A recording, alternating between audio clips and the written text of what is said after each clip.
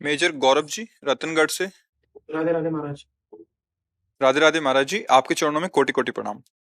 महाराज जी, मेरा आज तक प्रवचन और भगवत नाम में ज्यादा रुचि नहीं थी, परंतु पिछले साल लद्दाख में सितंबर से आपके प्रवचन सुने और तन से मन में एक अलग आनंद और भगवान नाम में समर्पण का भाव उत्पन्न हुआ। महाराज जी, मेरा प्रश्न है, महाराज जी, मन ये जानता है कि नाम जप किया जा सकता है, फिर भी हम अपने आप को कभी काम के नाम पर, कभी संसारिक किसी कार्य के कारण ये धोखा देते रहते कि मैं इससे नहीं, ज्यादा क्या आप कर नहीं सकता धोखा देते।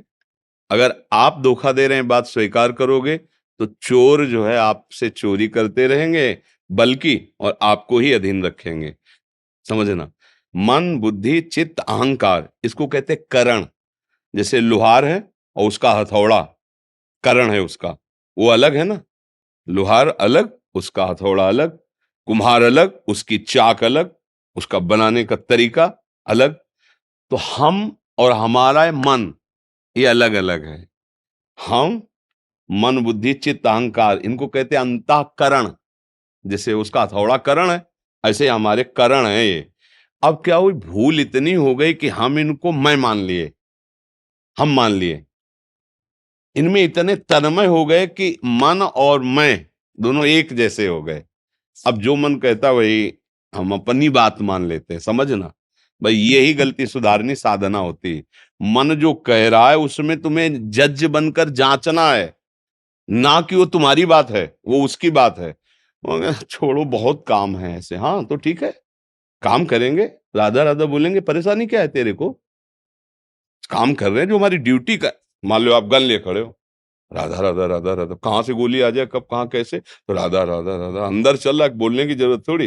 राधा राधा राधा राधा राधा, तो आपको देखना एक अजीब शक्ति, एक अनुपम शांति। पर मन क्या कहेगा, बंद करो यार, इसे बंद करो, थोड़ा गाना लगा लो, थोड़ा और कुछ सोच लो। वो आपके सामने पेश करेगा वस्तुएं, हमको उसकी बात माननी नहीं है, बस ये बात समझना है।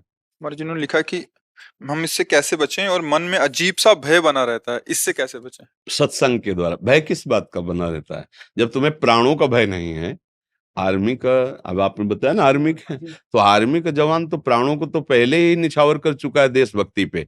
मतलब आप कहीं भी लगाए जाओ तो आप डर के भागोगे क्या? मुझे तो नहीं लगता। एक समुदाय में एक जोश होता है जब हमारे देश के वीरों का कहीं भी, तो उसमें बैंड बजता है, उसमें ऐसे भाषण होते हैं प्रधान सेनापतियों के, जो कि जवान को बिल्कुल तैयार कर देते हैं, जोश आ जाता है। तो जब प्राणों को बलिहार कर सकते हैं देशभक्ति पर, तो भगवान की भक्ति में भय किस विषय का लगता है? अपने आप को जैसे कभी कभी करते हैं कि अभी तो मैं काम में लत हूँ, अब मैं नाम नहीं ले पा रहा, तो ये जो नहीं, इस तरीके ऐसा का जो इसमें चतुराई देखनी है, मन फंसाए ना, समय बर्बाद ना करे। गोली चलाते हुए नाम जप नहीं हो सकता, बताइए हमें। जब अर्जुन को भगवान कह रहे मामुनिस्मर युद्ध चे, उसमें दिव्यास्त्रों का चिंतन करके सामने वाले के दिव्यास्त्रों को काटना है और उसको भी मारना है।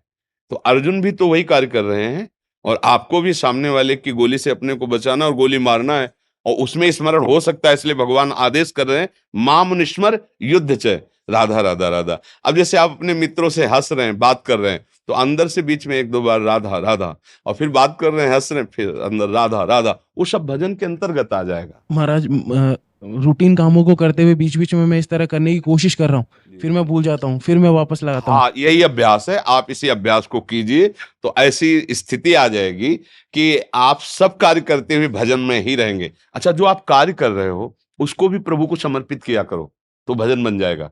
जैसे आप ऑफिस में हो, आप वार्ता कर रहे हो, आप कहीं ड्यूटी में हो, फिर आप 1 घंटा हुआ, 2 घंटा हुआ, और आपको लगा कि मैं 2 घंटे भजन बिल्कुल नहीं कर पाया, तो नाम स्मरण किया, हे प्रभु ये 2 घंटे समय जो था वो आपके चरणों में समर्पित करते हैं। तो समर्पण भक्ति बहुत जल्दी आपकी स्मृति को खोल देगी।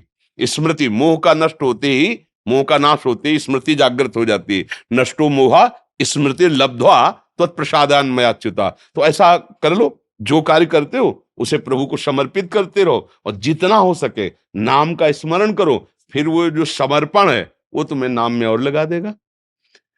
आप देखो, बस इतना रखो कि जहां तक हो सके गंदा विचार उत्पन्न करने वाला गंदा भोजन न हो, जहां तक हो सके। फिर आप राज सैनिक हो, जैसा भगवान आपको रखे, जहां तक हो सके अभक्ष्य पदार्थ से बचे और गंदे चरित्र अपने शरीर से ना हो जो नहीं होने चाहिए, और देशभक्ति भगवत प्राप्ति के लिए सहयोगी है, बाधक नहीं है। हाँ, जैसे कई बार हमने कहा कि हम बाबा जी के वेश में हैं, पर हम अपने देश को बहुत प्यार करते हैं। तो जैसे हम भगवान को सर झुकाते हैं, ऐसे तिरंगे को भी हम प्रणाम करते हैं। और जैसे आप लोग आते हैं ना, तो जैसे संतों से मिलकर सुख होता है ना, ऐसे हमें भारतीय जवानों से मिलकर सुख होता है। हमारे हृदय में एक विशेष ऊर्जा शक्ति जैसे आपको हमारी वाणी से मिलती है, ऐसे हम देशभक्त को देख करके हमें विशेष ऊर्जा शक्ति मिलती है, क्योंकि हमें लगता है कि इन्होंने प्राणों को न्यौछावर कर हमारे देश की सुरक्षा में लगाया है, इसलिए हम उनको नमस्कार करते हैं, उनको प्रणाम करते हैं। तो अगर भक्ति ना होती तो मेरा चित्त क्यों खींचता?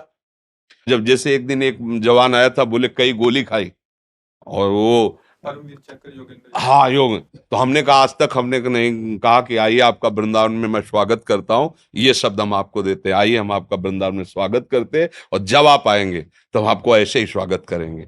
हमारे देश के लिए तुमने पीड़ा सही, प्राण अर्पित किए, क्योंकि देश, भजन, सुख शांति तभी सुरक्षित है जब ईमानदार और सत्य प्रतिज्ञ जवान बॉर्डर पे लगा हुआ है, तभी। वो अगर बेईमानी कर दे तो हमारे देशवासी खतरे में पड़ जाएंगे। तो वो भी भक्ति है, पर अगर नाम जप का अभ्यास कर लिया जाए तब तो सिद्ध भक्त हो गया, फिर क्या परेशानी। अर्जुन जी कह रहे संन्यास लूंगा, भगवान कह रहे युद्ध करो, है ना। पर मामन स्मर युद्ध थे, मेरा स्मरण करते हुए, तभी वो भक्ति सफल मानी जाएगी जी। हनुमान प्रसाद पोदार जी के गांव के ही हैं।